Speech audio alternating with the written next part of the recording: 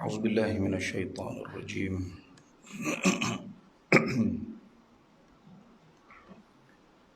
بسم الله الرحمن الرحيم. السلام عليكم ورحمة الله وبركاته. الحمد لله رب العالمين، وأصلي وأسلم على سيدنا محمد وعلى آله وأصحابه أجمعين. سبحانك لا علم لنا إلا ما علمتنا إنك أنت العليم الحكيم. رب اشرح لي صدري ويسر لي أمري واحلل عقدة من لساني يفقه قولي. Yang dikasihi Tuan Imam, ahli jawatan kuasa dan juga pegawai masjid. Seterusnya tuan-tuan, perempuan muslimin dan muslimat yang dirahmati dan dikasihi Allah Subhanahu wa taala sekalian. Alhamdulillah, kita syukur kehadiran Allah Subhanahu wa taala. Malam ni kita dapat sama-sama lagi dalam kuliah maghrib kita tuan-tuan, yang kita baca kitab Sahihul Bukhari, kitab Fadail Ashabil Nabi sallallahu alaihi wasallam. Jadi sebelum saya masuk tajuk ni tuan-tuan, saya lewat sikit dan tadi ni mau balik pada di KL tadi, rawatan hospital. Saya nak ceritakan tuan-tuan satu benda lah untuk kita ambil iktibar. Selalunya kita tuan-tuan, nikmat yang Allah bagi ni kita tak boleh rasa dia Kecuali setelah hilang nikmat tu baru kita boleh berasa besarnya nikmat tersebut. Kita diajak bila kita qada hajat, kita baca doa alhamdulillahilladzi adhhaba 'anni al-adha wa 'afani. Makna doa tu ialah, ya Allah, alhamdulillah, syukur kepada Allah Subhanahu wa taala yang telah pun menghilangkan adhhaba 'anni al-adha, menghilangkan daripada aku ni sakit, benda yang tak baik, wa'afani, dan menyihatkan tubuh badan aku. Doa ni tuan-tuan, kita nak boleh rasa bermakna ni bila hilang nikmat tu. Saya pergi rumah sahabat saya yang doktor yang buat rawatan tu, dia Allah uji dia sakit buah pinggang. Dia doktor pakar ENT, tapi Allah uji dia sakit buah pinggang. Lama dah dia sakit buah pinggang ni, sampai dialisis lah. Jadi saya takat tengok kat luar lah, kita tak tahu. Tapi bila saya pergi rumah dia, tidur rumah dia, rupanya orang kena dialisis ni tuan-tuan, dia tak boleh kencing. Baru tahu lah, dah tak nak tanya kan. Dia tak boleh kencing. Orang buat dialisis seminggu 3 kali. Dia tak boleh lah ni, dia kena 4 kali. Seminggu 4 kali. Sekali berapa ratus, mungkin 200-300 kot sekali pi. Jadi dia rupanya bila orang kena dialisis ni, dia tak boleh nak kencing, dan dia tak boleh minum air banyak. Kesan dia bila dia minum air banyak, terlebih sikit lah. Air tu tuan-tuan, dia penuh ni sampai tutup paru-paru ni. Nak menyawa tak boleh. Lebih sikit lah. Jadi saya duduk minum dengan dia di meja tu. Terlajak minum sikit, anak marah. Anak marah bukan marah pasal sayang. Takut ayah sakit. Betul tuan-tuan, dia terlajak minum, dia kena duduk di meja kita duduk, dia kena turun duduk. Nyawa tak boleh. Tanya pasal apa? Tak boleh. Kalau air lebih sikit ni tuan-tuan, penuh ni, nak menyawa tak boleh. Tak boleh buang air ke bawah, tak boleh qada hajat. Kita alhamdulillah, Allah Subhanahu wa taala yang kita sihat-sihat ni, Allah Taala bagi nikmat boleh buang air. Kita rasa macam tak ada benda terang mana pun. Tapi bila kita tengok orang dalam keadaan itu, baru saya rasa, ya Allah, besarnya doa kita baca alhamdulillahilladzi adhhaba 'anni al-adha wa 'afani. Jadi alhamdulillah tu baru berasa nanti, alhamdulillah aku boleh lagi buang air. Kalau tak boleh tuan-tuan, kena dialisis. Cia kita punya buah pinggang, tapi ya Allah, punyalah berharganya dalam hidup kita. Tiap-tiap kali kita buang air, kadang-kadang kita tak ingat punya besarnya nikmat Allah Subhanahu wa taala bagi kita. Jadi saya sajalah tuan-tuan, ambil saya sebelum nak baca fadail ni, supaya kita kenang nikmat yang Allah bagi kepada kita. Jangan lupa baca doa tu. Doa-doa yang diajak ni tuan-tuan oleh Nabi SAW sebenarnya sangat besar fadilatnya kalau kita amalkan. Sangat besar kita kata kita nak menghayatinya dalam kehidupan kita tuan-tuan. Okey, cukuplah sikit ya. Jadi malam ni kita nak baca hadis yang ke-11. Tu ya tuan-tuan. Hadis yang ke-11 dalam buku kita tu. Tu ya tuan ni. Bulan 1 saya mai ke tu? Oh tak mai. Oh betul-betul lah saya tanda tu. Jadi kalau tu betah balik sikit, ayat hadis yang ke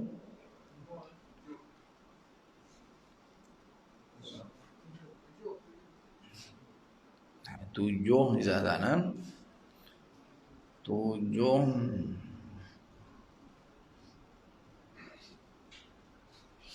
ke 6? Saya rasa lagu. Berhenti kat 6 ke? 6 tak baca lagi kan?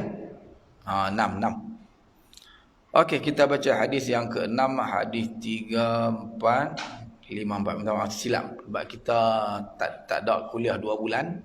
Bulan 1 tu kita dah PKP rupanya kan. Saya tak boleh mai. Betul-betul.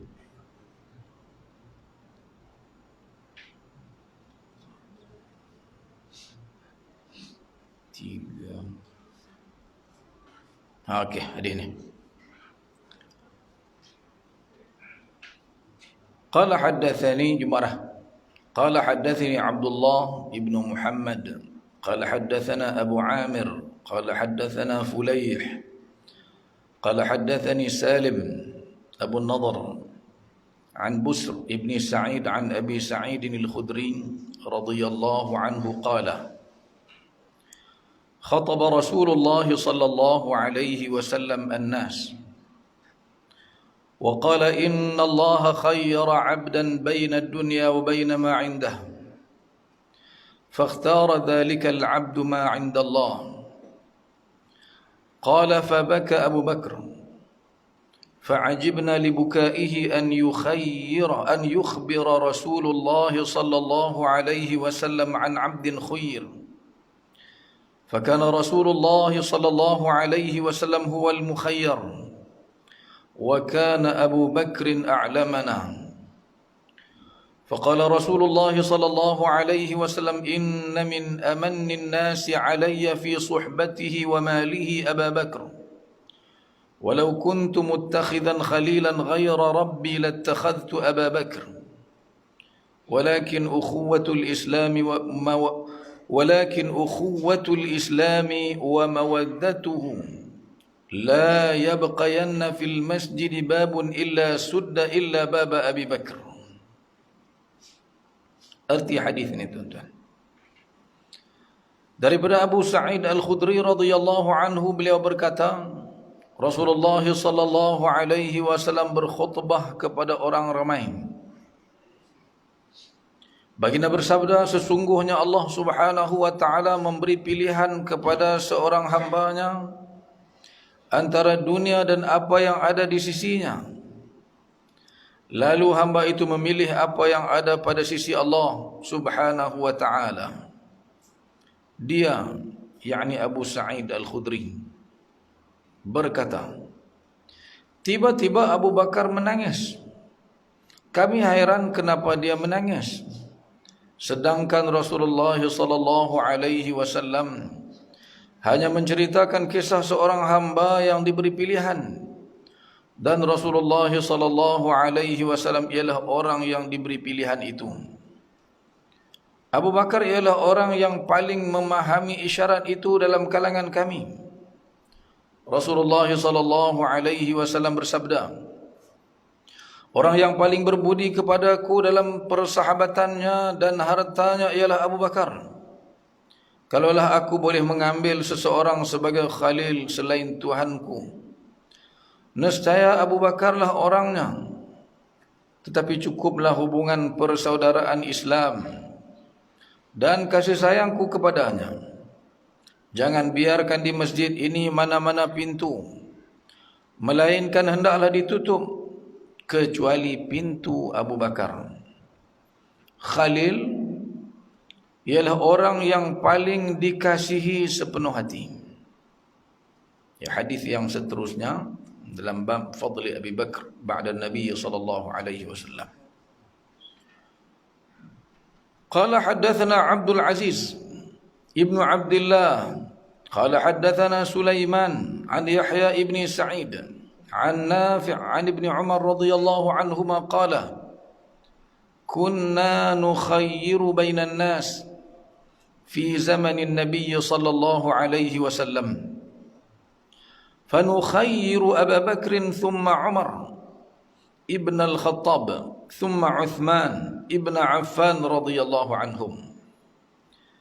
Daripada Abdullah bin Umar radhiyallahu anhuma, kami memilih siapa dalam kalangan manusia yang hidup pada zaman Nabi sallallahu alaihi wasallam yang paling baik, maka kami memilih Abu Bakar, kemudiannya Umar, kemudiannya Utsman bin Affan radhiyallahu anhu. Bab qaulin Nabi sallallahu alaihi wasallam, "Law kuntu muttakhidan khalilan." Qalahu Abu Sa'id. Bab sabda Nabi sallallahu alaihi wasallam, jika sekiranya aku boleh mengambil seseorang sebagai khalil, Abu Sa'id lah yang mengatakannya. Qala haddatsana Muslim ibnu Ibrahim qala haddatsana Wahib qala haddatsana Ayyub an Ikrimah an Ibn Abbas radhiyallahu anhuma 'an an-nabiy sallallahu alaihi wasallam qala law kuntu muttakhidan min ummati khalilan lattakhadhtu Aba Bakrin walakin akhi wa sahibi. Daripada Abdullah bin Abbas radhiyallahu anhuma, daripada Nabi sallallahu alaihi wasallam, baginda bersabda, jika sekiranya aku boleh mengambil seseorang daripada kalangan umatku sebagai khalil, nescaya aku akan mengambil Abu Bakar, tetapi cukuplah sekadar sebagai saudaraku dan sahabatku, itu pun sudah memadai. Hadis ke-9. Qala haddatsana Mu'alla ibnu Asad wa Musa ibnu Ismail at-Tabudhaki qala haddatsana Wahib an Ayyub wa qala law kuntu muttakhidan khalilan lattakhadhtuhu khalilan walakin ukhuwatul Islam afdal. Haddatsana Qutaybah qala haddatsana Abdul Wahhab an Ayyub mithlahu. Sama tuan-tuan, perawi ini, jika sekiranya aku boleh mengambil seseorang sebagai khalil, nescaya aku akan mengambil dia sebagai khalil, yakni Abu Bakar. Tetapi hubungan persaudaraan Islam itu lebih baik. Hadis yang ke-10 yang terakhir malam ni. Qala haddatsana Sulaiman ibn Harb qala akhbarana Hammad ibn Zaid an Ayyub an Abdullah ibn Abi Mulaikah qala kataba ahlul Kufah ila ibn Zubair fil jaddi فقال أما الذي قال رسول الله صلى الله عليه وسلم لو كنت متخذا من هذه الأمة خليلا لاتخذته أي أنزله أبا يعني أبا بكر. Daripada Abu Mulaikah radhiyallahu anhu, beliau berkata, orang-orang Kufah menulis surat kepada Abdullah bin Az-Zubair radhiyallahu anhu, bertanyakan tentang hukum pewarisan datuk. Abdullah berkata, adapun orang yang Rasulullah sallallahu alaihi wasallam berkata kepadanya, jika aku boleh mengambil seseorang sebagai khalil, nescaya aku akan mengambilnya sebagai khalilku. Dia menganggap datuk sama seperti bapa. Maksud Abdullah, orang itu ialah Abu Bakar As-Siddiq radhiyallahu anhu. Okey, habis tuan. Hadis malam ni, nanti kita sambung hadis yang seterusnya lah. Okey. Hadis malam ni yang kita dah baca ni, tuan-tuan nampak berulang-ulang. Cerita tu berulang ni kan. Nah, ni kelebihan kita hadis ni, dia lagu ni. Kalau tuan-tuan baca bab dalam Bukhari, katalah bab wudu, tuan-tuan tengok 20 hadis duk ulang tu. Kadang-kadang kita duk heran, buat sekali cukup lah. Dan ulama-ulama ni, dia ulama-ulama hadis ni, dia ada maksud lain yang orang ngaji fiqh ni dia tak nampak lah. Dia nak tunjuk kuatnya sanad, dia nak tunjuk perkara tu bukan sahaja dimaklumi oleh satu dua orang sahabat, ramai yang tahu. Kadang-kadang dia nak mempelbagaikan sanad, nak tunjuk kuatnya hujah yang dia bawa ni, tuan-tuan. Okay. Jadi kita tengok balik hadis yang ke apa tadi? 6. Dia 6 ni, kita tengok halaman 6 dulu. Ya 6. Okey. Hadis ke-6 ni, tuan-tuan, ialah hadis yang berlaku peristiwa ni, peristiwa yang kita baca dalam kisah tadi itu, kira-kira 5 hari sebelum Nabi SAW wafat. Nabi kita wafat hari Isnin 12 hari bulan Rabiul Awal. Jadi tuan-tuan tolak tengok. Kalau Isnin 12 Rabiul Awal, Isnin, Ahad, Sabtu, Jumaat, Khamis, no? Hari Rabu. Mana 5 tu kita kena kira sampai hari Rabu, hari yang kelima. Nabi SAW wafat. Peristiwa tu berlaku pada hari tersebut. Iaitu Nabi SAW, tuan-tuan, bila Nabi jatuh sakit teruklah sampai Nabi SAW dah tak mampu dah. Nak bangun, nak pergi semayang. Nabi semayang di rumah Nabi. Lebih kurang dalam hampir 2 minggu Nabi SAW duduk di rumah Nabi. Tak boleh pergi semayang. Awal-awal Nabi sakit, masuk waktu semayang Nabi masih gagah lagi. Sampai suruh dipapah di kiri dan kanan Nabi, duduk juga di semayang. Tapi bila mai ujung-ujung Nabi SAW sakit, Nabi dah tak mampu dah. Waktu tu baru Nabi suruh Abu Bakar As-Siddiq radhiyallahu anhu jadi imam. Ini belum lagi. 5 hari ni tak lagi, tuan-tuan. Nabi masih boleh pergi semayang lagi dah. Bila Nabi sakit kan, sampai satu peringkat Nabi SAW perintahkan para sahabat, minta tolong para sahabat suruh pergi cari air daripada 7 telaga.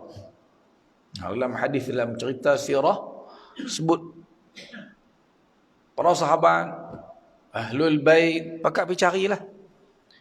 Umai air, campur air-air tu Nabi jelum. Nabi suruh isteri dia jelum. Bila jelum, tuan-tuan, Nabi berasa macam kuat sikit. Berasa lega bila dah jelum air tu. Nabi tak boleh, tuan, lega sikit makin nak ceramah langsung. Nabi suruh, Nabi kerahkan para sahabat mai berhimpun di masjid. Nabi nak bercakap. Jadi hadis ni ialah sebahagian daripada isi kandungan khutbah, antara khutbah terakhir lah, boleh kita kata khutbah terakhir Nabi. Jadi dalam khutbah Nabi SAW tu lah Nabi sebut ni perkataan yang kita baca ni. Kita tengok balik, tuan.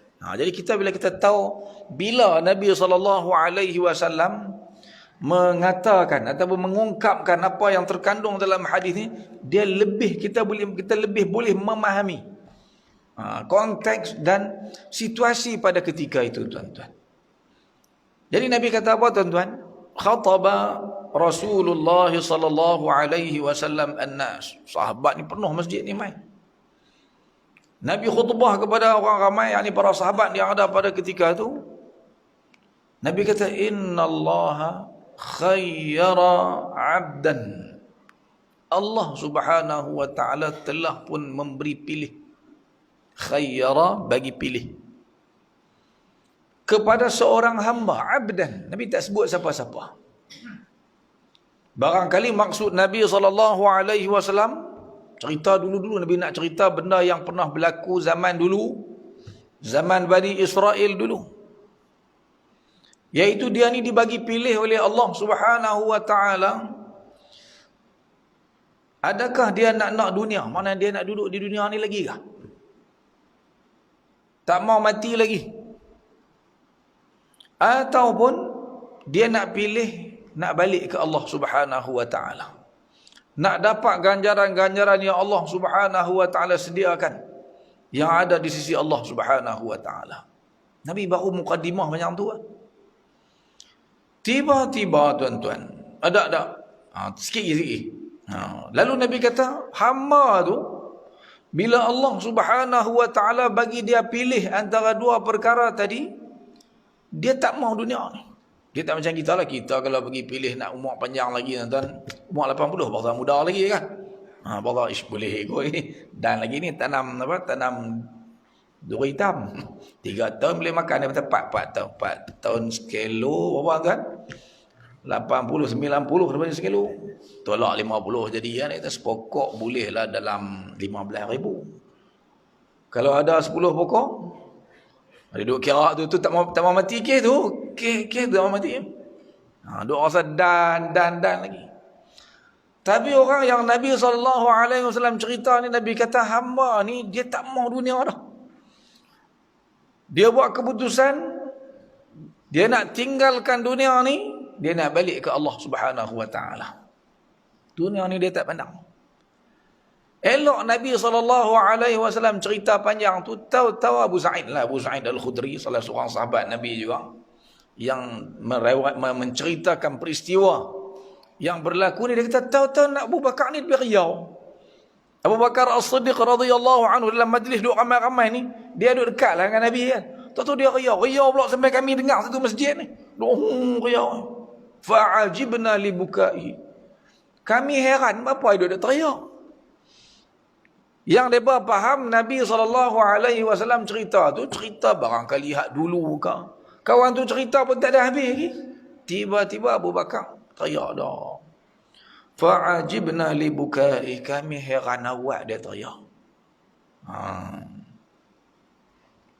An yukhbira Rasulullah. Nabi cerita kan tentang satu orang. Allah bagi dia pilih. Lepas tu, fakana Rasulullah sallallahu alaihi wasallam huwal mukhair. Rupa-rupanya maksud Nabi tu, Abu Bakar ni dia faham dah. Nabi sebenarnya duduk cerita tentang siapa tuan-tuan? Nabi sallallahu alaihi wasallam sedang menceritakan tentang diri dia. Macam para nabi dulu. Sebab nabi-nabi sebelum mati memang datang malaikat. Allah arahkan malaikat untuk bagi dia pilihan. Terpulang pada dia, nak mati ke tak mau mati. Tapi semua nabi-nabi nak mati tuan-tuan. Nabi kita Nabi Muhammad sallallahu alaihi wasallam pun nak balik jumpa Allah Subhanahu wa taala dah. Cukup dah. Dia dah sampaikan segala-galanya tentang Islam ni. Jadi sebab itulah yang Abu Bakar menangis. Sehingga Abu Sa'id Al-Khudri mengakui dalam hadis ni tuan-tuan, mana lepas daripada peristiwa ni dia riwayatkan hadis ni, dia cerita, dia kata betul lah, dia kata Abu Bakar ni ialah orang yang paling faham isyarat Nabi. Pasal apa dia paling faham tentang isyarat Nabi? Pasal dia adalah orang yang paling rapat dengan Nabi SAW. Kita pula kalau dengan mak ayah kita kan, kalau kita ni rapat dengan mak ayah kita, dia sikit ya, dia sebut apa kita tahu dia nak, dia aku nak. Tapi dia sebut tu kita faham dia nak dah tuan-tuan. Kita faham dah. Macam itulah Abu Bakar As-Siddiq ni dengan Nabi SAW. Nabi cerita dia faham dah, ni nak cerita tentang Nabi. Nabi lah yang nak mati ni, yang nak balik dah jumpa dengan Allah Subhanahu wa taala. Bermakna Nabi nak tinggalkan kita. Kita bila kita sayang satu orang tuan-tuan, memang macam tu tabiat kita. Walaupun dia sakit lah, eloknya kita kata dia mati dah, tapi dia mati tu kita tak boleh tahan kesedihan. Tak rasa sedih sangat. Jasa dia terlalu besar, kita rasa sedih sangat. Macam itulah Abu Bakar As-Siddiq dengan Nabi SAW.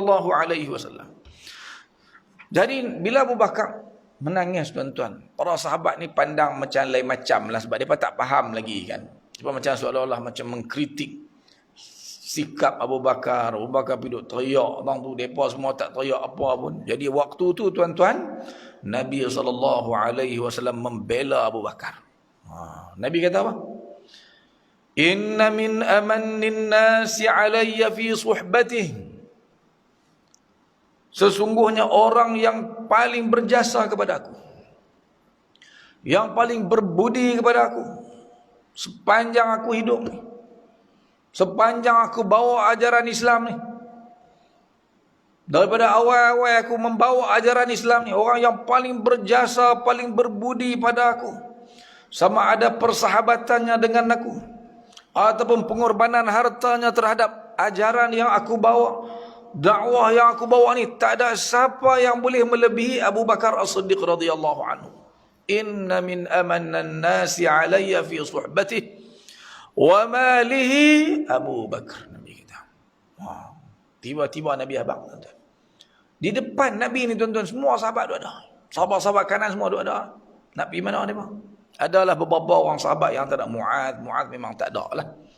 Sebab pasal tu Mu'ad duduk di Yaman. Nabi hantar dia pergi dah sebelum tu. Jadi yang lain, Sayyidina Ali kah, Sayyidina Uthman bin Affan kah, Al-Abbas bin Abdul Muttalib kah, Sayyidina Umar bin, semua datang tuan-tuan. Nabi kata tak ada siapa. Orang lain pun banyak jasa kepada Islam ni, tapi Nabi bagi tahu bahawa tidak ada siapa yang boleh menandingi jasa dan pengorbanan yang ditunjukkan oleh Abu Bakar. Nabi nak bela orang, para sahabat tu tengok macam lain, ni orang yang paling berjasa kepada aku. Dalam hadis yang lebih panjang, Nabi kata orang lain pun ada jasa, tapi jasa daripada dibayar. Tapi jasa Abu Bakar As-Siddiq ni hanya Allah Subhanahu wa taala sahaja yang layak untuk membalas segala kebaikan pengorbanan dia terhadap ajaran Islam. Kemudian Nabi sambung lagi. Nabi kata, "Walau kuntu muttakhidan khalilan ghaira rabbi." Kalaulah ada orang dalam dunia ni yang namanya makhluk ni boleh aku letak dia dalam hati aku ni sebagai khalil. Khalil ni terjemahan dia, saya cubalah mendekatkan makna dia tuan-tuan. Orang yang paling dikasihi sepenuh hati. Sayang ni sampai tak ada ruang untuk orang lain dah. Tak boleh. Nabi kata tak boleh. Yang boleh macam tu hanya Tuhan aku, Allah Subhanahu wa taala sahaja. Kalau boleh, orang yang aku maksudkan itu orangnya ialah Abu Bakar As-Siddiq radhiyallahu anhu. Nabi nak isytihar, kata dia sayang sungguh kepada Abu Bakar melebihi ke semua para sahabat yang ada. Lau kuntu muttakhidan khalilan ghaira rabbi latakhadtuh. Aku akan ambil dia yang menjadi orang yang aku letak di tempat tersebut. Tapi kata Nabi SAW, cukuplah ukhuwatul Islam, persaudaraan Islam. Karena Islam ni aku sayang, aku kasih kepada dia. Wa mawaddatuh, dan kasih sayang yang aku curahkan, aku tunjukkan, aku tumpahkan kepada Abu Bakar ni dah cukup. Itu pun sudah memadai dah. Nabi tuan-tuan ditanya, bila-bila dia tanya siapa orang yang paling dia sayang, Nabi akan jawab Abu Bakar. Kalau orang lelaki, kalau orang perempuan, anak Abu Bakar, Aisyah radhiyallahu anha. Pasal apa Aisyah? Pasal Aisyah tu anak Abu. Kita sayang ke orang, kita sayang habislah. Mana yang ada berkaitan dengan dia. Macam itulah Nabi kita, Nabi Muhammad sallallahu alaihi wasallam. Kemudian Nabi kata lagi tuan-tuan, la yabqayanna fil masjid babun. Ini dalam masjid Nabi ni tuan-tuan. Para sahabat ni, dia nak main masjid, dia nak masuk cepat masjid, dia tebuk pintu. Kan macam kita tak payahlah nak tebuk kan. Dinding besi batu ni dulu buat dengan pelepah kurma.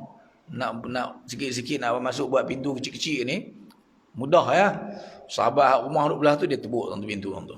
Tambah ada rumah dekat-dekat masjid ni, dia akan buat kat belakang rumah dia tu ada pintu. Abu Bakar sendiri pun ada. Dia ada pintu khas untuk masuk ke dalam masjid daripada rumah dia. Jadi para sahabat yang pakat duk ada ni Nabi larang. Nabi kata semua pintu-pintu hak duk ada ni dia panggil khawkhah. Mana-mana pintu yang ada di Masjid Nabawi ni Nabi kata tutup habis buang. Jangan bagi ada dah. Cukuplah. Kecuali pintu Abu Bakar. Pintu rumah Abu Bakar, biar hak lain tolong tutup buang.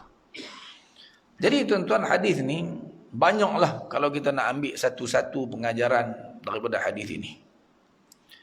Yang pertama sekali tuan-tuan, yang paling penting dalam hadis ni ialah kita boleh membayangkan bagaimana rapatnya hubungan Nabi SAW dengan Abu Bakar. Bagaimana rapatnya hubungan Abu Bakar dengan Nabi SAW. Sehingga Abu Bakar ni ialah sahabat yang diperakui oleh Abu Sa'id Al-Khudri sebagai sahabat yang paling memahami kehendak dan keinginan Nabi SAW. Apa terdetik di hati Nabi, ya dia tahu. Nabi sebut sikit dia faham. Kita baca cerita hijrah, Nabi bukan suruh pun belah 2 ekor unta, tapi Nabi sebut tu dia faham dah. Terus dia beli unta, dia sediakan unta siap-siap dah. Duit nak berhijrah jauh, dia bawa semua duit dia. Pasal dia tahu dah pergi tempat baru nanti macam-macam nak guna. Dia bawa siap dah. Siapa hak beli tanah nak buat tapak Masjid Nabawi tu, siapa yang dahulukan duit dia tuan-tuan? Abu Bakar As-Siddiq radhiyallahu anhu. Bukan tak ada sahabat lain kaya, tapi Allah nak bagi kelebihan ni kepada Abu Bakar As-Siddiq radhiyallahu anhu. Semua dia tumpahkan kepada perjuangan Islam yang dibawa oleh Nabi SAW. Yang kedua, kita boleh bayangkan daripada hadis ni tara mana tahap sayang Nabi SAW terhadap Abu Bakar As-Siddiq radhiyallahu anhu. Sayang sungguh kepada Abu Bakar As-Siddiq ni.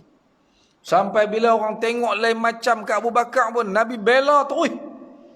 Nabi bagi tahu terus isytihar ni. Dan ketika Nabi isytiharkan tu tuan-tuan, hanya beberapa detik lagi sahaja, beberapa hari sahaja lagi, Nabi nak kembali kepada Allah Subhanahu wa ta'ala. Ni sayangnya Nabi SAW. Dan Nabi luahkan rasa terhutang budinya kepada insan yang bernama Abu Bakar As-Siddiq. Kita takkan tak rasa tuan-tuan. Kalau Nabi boleh rasa bagaimana terhutang budi ke Abu Bakar, kita pun kena belajar berasa. Kena baca sejarah kehidupan Abu Bakar supaya kita pun rasa terhutang budi kepada Abu Bakar seperti mana Nabi pun rasa terhutang budi kepada Abu Bakar As-Siddiq radhiyallahu taala anhu warda. Sampai tahu lah bila kita baca hadis-hadis lagu ni. Dan Nabi ucapkan ni di hadapan para sahabat lain. Mana pada ketika tu ada siapa berani nak melebihi Abu Bakar, tuan-tuan? Sebutlah nama sahabat mana sekalipun, tidak akan ada yang akan berani, tuan-tuan. Sebab Abu Bakar ni lah orang yang paling disayangi, paling dikasihi oleh Nabi SAW. Yang terakhir, tuan-tuan, bila Nabi SAW suruh para sahabat tutup pintu semua, tu kecil-kecil belakang rumah mereka tu, kecuali pintu rumah Abu Bakar.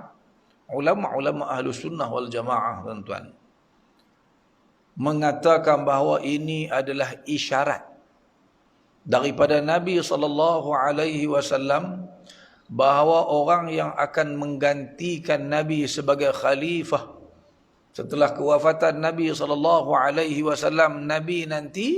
Nabi dah isyaratkan orang tu ialah Abu Bakar As-Siddiq. Sebab satu orang khalifah ni, tuan-tuan, bila dia nak merintah, dulu pula, tuan-tuan, masjid adalah pusat pemerintahan negara. Dia perlu cepat masuk dalam masjid. Kalau nak baca khutbah pun, khatib ni, tuan-tuan, dia sunat mai lambat. Dia mai tu terus lah, tuan-tuan, duduk atas mimbar. Jadi dia perlu mudah masuk dalam masjid. Nak sampaikan apa-apa, rumah dia berhampiran dengan masjid, dan dia mudah untuk nak buat sesuatu di dalam masjid ni. Jadi ulama-ulama kita, ulama Ahlu Sunnah, tak berpendapat bahawa Nabi tak sebut terus bahawa orang tu Abu Bakar. Tapi daripada tindakan Nabi SAW, Nabi suruh Abu Bakar jadi imam dalam salat. Itu bukan isyarat ke, tuan-tuan? Dalam urusan akhirat pun Nabi nak Abu Bakar yang duduk di depan. Pernah sekali, tuan-tuan, dalam beberapa kali Abu Bakar jadi imam ni, tuan-tuan, satu hari Nabi dengar suara tu orang lain. Suara Umar bin Al-Khattab radhiyallahu anhu. Nabi marah. Nabi nak siapa, tuan-tuan? Nak Abu Bakar juga yang jadi imam. Itu bukan isyarat ke? Ini satu lagi isyarat ni. Nanti kita akan jumpa lagi hadis-hadis lain yang menunjukkan bahawa Nabi memang nak Abu Bakar. Cuma Nabi SAW tak nak jadi satu syariat bahawa bila khalifah nak mati, dia wajib untuk naskan khalifah selepasnya. Jadi Nabi hanya biar lagu tu ya. Tapi sahabat-sahabat faham dah bahawa orang yang Nabi SAW nak menggantikan baginda setelah baginda meninggal dunia nanti, orangnya ialah Abu Bakar As-Siddiq radhiyallahu anhu. Bahkan Sayyidina Umar bin Al-Khattab, masa perbincangan berlaku di Saqifah Bani Sa'idah, tempat pelantikan Abu Bakar tu, sebelah dengan Masjid Nabawi tu, salah satu hujah yang digunakan oleh Umar bin Al-Khattab ialah soal jadi imam ni. Soal jadi imam tu. Kalaulah Nabi nak orang lain yang jadi khalifah, tentulah Nabi SAW suruh Sayyidina Ali jadi imam. Nabi tak suruh Abu Musa Al-Asy'ari ka, atau mana-mana sahabat lah yang suara-suara sedap-sedap ni, tuan-tuan, jadi imam. Nabi tak suruh. Nabi suruh Abu Bakar As-Siddiq radhiyallahu anhu yang jadi imam. Jadi ini semua isyarat. Okey, hadis yang seterusnya, tuan-tuan. Hadis yang nombor 7 tu, iaitu Abdullah bin Umar cerita. Mereka ni budak-budak zaman Nabi dulu, mereka masih lagi di tahap pemuda lah pada ketika itu. Bukan syuyukh, bukan orang tua-tua.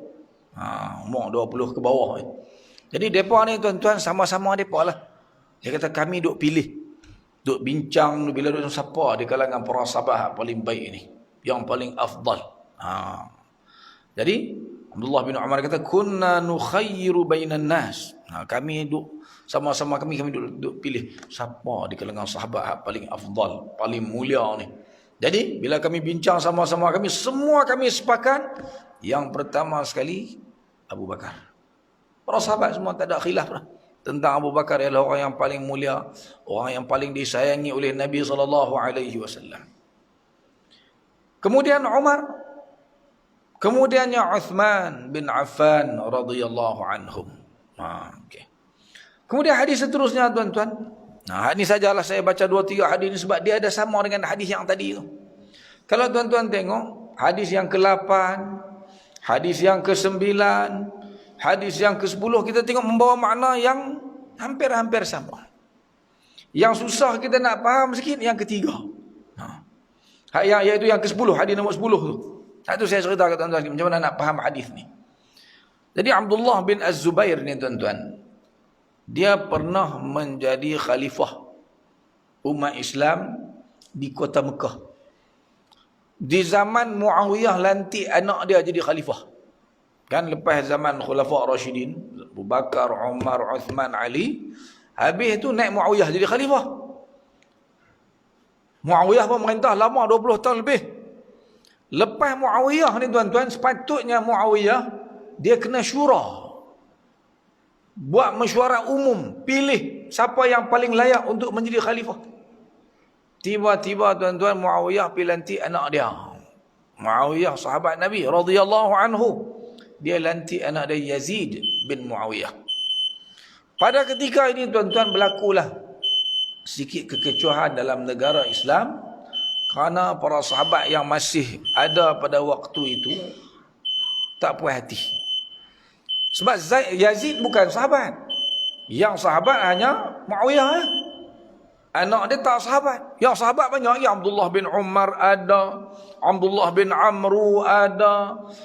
Lagi Abdullah bin Az-Zubair ada. Cucu Nabi Hasan ada.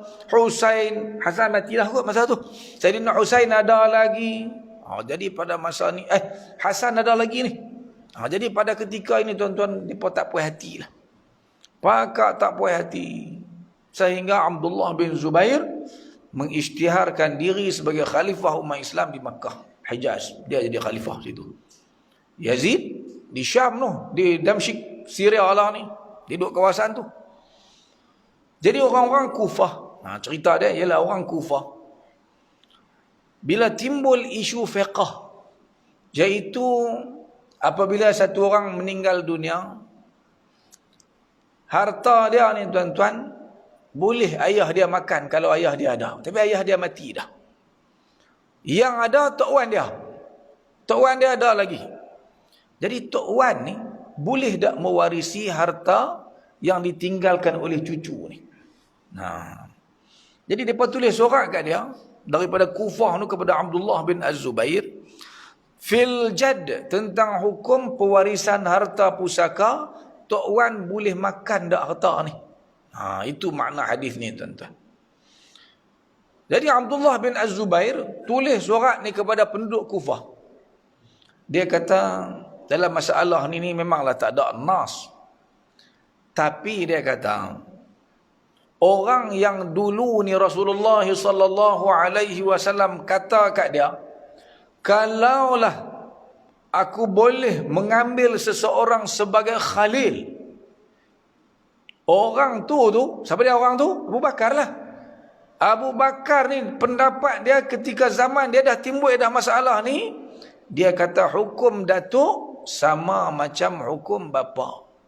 Kalau bapa boleh mewarisi harta, maknanya Tok Wan tadi, datuk tu boleh makan juga harta. Jadi 3-4 hadis yang kita baca ni tuan-tuan, diriwayatkan oleh beberapa orang sahabat ni dengan sirah yang hampir sama. Nak habaq kat kita apa dia tuan-tuan? Imam Bukhari nak sampaikan kepada kita semua ni apa dia? Nak bagi tahu kita bahawa soal Nabi SAW isytiharkan kasih sayang dia kepada Abu Bakar. Sehingga Nabi kata, kalau ada siapa-siapa yang boleh aku ambil orang tu sebagai khalilku, sebagai kekasihku, yang aku kasihi dia sepenuh hati ni, orang tu ialah Abu Bakar tu. Hadis itu diketahui oleh para sahabat keseluruhannya. Hatta para sahabat muda-muda ni, macam Abdullah bin Az-Zubair. Abdullah bin Az-Zubair ni tuan-tuan, umur dia dalam masa Nabi SAW wafat ni, dalam kira-kira umur dia 13 tahun lah. Pasal apa umur dia 13 tahun? Pasal mak dia siapa? Siapa tahu tuan-tuan? Mak Abdullah bin Zubair siapa dia? Mak dia Asma binti Abu Bakar. Suami dia Zubair bin Al-Awwam. Pak menakan Nabi juga tu, belah-belah Nabi SAW juga. Jadi Asma anak Abu Bakar. Asma pun anak Abu Bakar juga. Jadi masa Nabi SAW hijrah, kan Asma dua pergi hantar makanan tu, dalam keadaan mengandung masa tu. Mengandung kat siapa? Mengandung kat Abdullah ni lah. Jadi bila Nabi hijrah ke Madinah Al-Munawwarah, setelah Nabi sampai, mereka baru sampai. Mereka sampai dalam tempoh sebulan dua Nabi duduk di Madinah. Masa itulah lahirnya Abdullah bin Az-Zubair. Dan kelahiran Abdullah bin Az-Zubair ni yang menariknya tuan-tuan. Pada masa itu orang-orang Yahudi ni, dia berlaku satu peristiwa, iaitu siapa-siapa di Madinah pada masa Nabi baru hijrah mai tu tuan-tuan, lahir sahaja kalau anak laki-laki mati. Lahir mai mati. Sampai berlaku ni 2-3 bulan. Sak mati, sak lagi mati. Jadi orang Yahudi ambil kesempatan tu, mereka kata apa? Kami sumpah dah orang Islam ni. Mereka memang tak ada keturunan lepas ni. Semua pakat lahir yang jantan, semua mati. Kalau jadi sekali dua tak apa. Masalahnya berlarutan sampai berbulan-bulan lamanya. Jadi bila lahir Abdullah bin Az-Zubair ni tuan-tuan, para sahabat tengok-tengok dia tak mati, pakat seronok tuan-tuan. Pakat bawa dia dukung seluruh Madinah takbir. Nak abang kat Yahudi ni tak mati pun. Ni Abdullah bin Az-Zubair masa dia lahir tuan-tuan. Jadi dia ni tuan-tuan, masa Nabi wafat, kalau dia lahir masa tahun Nabi baru sampai hijrah, Nabi duduk di Madinah berapa tahun? 10. Jadi umur dia dalam, bukan 13 tahun, dalam 10 tahun ya. Saya sebut silap tadi, tak sampai 10 tahun, 10 tahun, 11 tahun lagu itulah umur Sayyidina Abdullah bin Az-Zubair.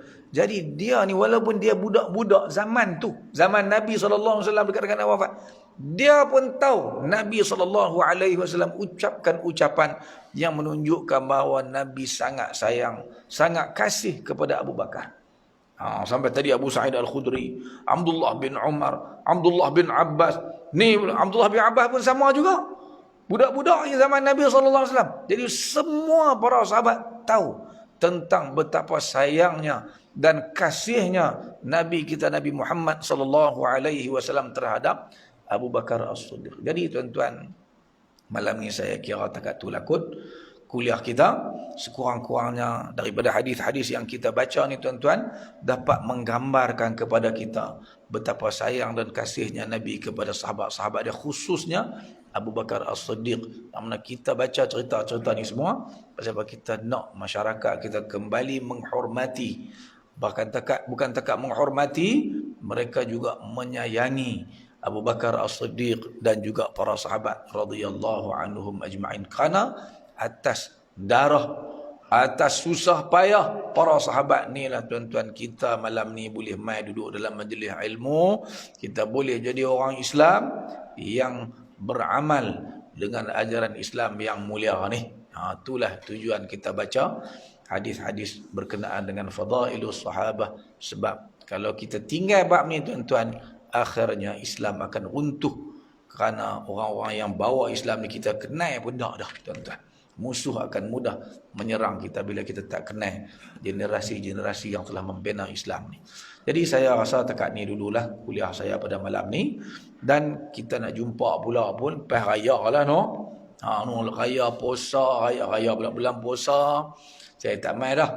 Nanti lepas bulan Syawal nanti insya-Allah, kalau ada kesempatan, ada peluang lagi, kita akan bertemu lagi untuk membaca hadis yang seterusnya. Tuan-tuan tolong tanda siap-siap supaya kita tahu tang mana kita berhenti untuk kita sambung nanti insya-Allah. Kod saya tersilap. Jadi untuk pengetahuan tuan-tuan juga, pihak kami, pihak Yayasan Amal, sempena bulan Rejab, daripada bulan Rejab hari itu lagi kita kempen Waqaf Al-Quranul Karim, untuk kita target paling lewat pun sampai bulan Zulhijjah nantilah, sebelum kami insya-Allah akan kecat tahun ni jika diizinkan, jika dibuka peluang pada tahun ni kita akan ke sana. Jadi Ramadan ni pun tuan-tuan, kalau siapa-siapa yang nak mewakafkan Al-Quranul Karim melalui pihak Yayasan Amal Malaysia, tuan-tuan boleh berbuat demikian insya-Allah. Nanti saya bagilah. Ya Allah tu tolong war-warkan kepada penduduk di kawasan ini khususnya pada bulan Ramadan nanti. Aqulu qawli hadza wa astaghfirullahal azim li wa lakum wa lisairil muslimin wal muslimat walhamdulillahi rabbil alamin. Bismillahirrahmanirrahim. Alhamdulillahi rabbil alamin. Wassalatu wassalamu ala asyrafil anbiya'i wal mursalin wa ala alihi wa sahbihi ajma'in. Allahumma anfa'na bima 'allamtana wa 'allimna ma yanfa'una warzuqna fahman wa 'ilman wa 'amalan salihan. Sallallahu ala Muhammad wa ala ali Muhammad walhamdulillahi rabbil alamin.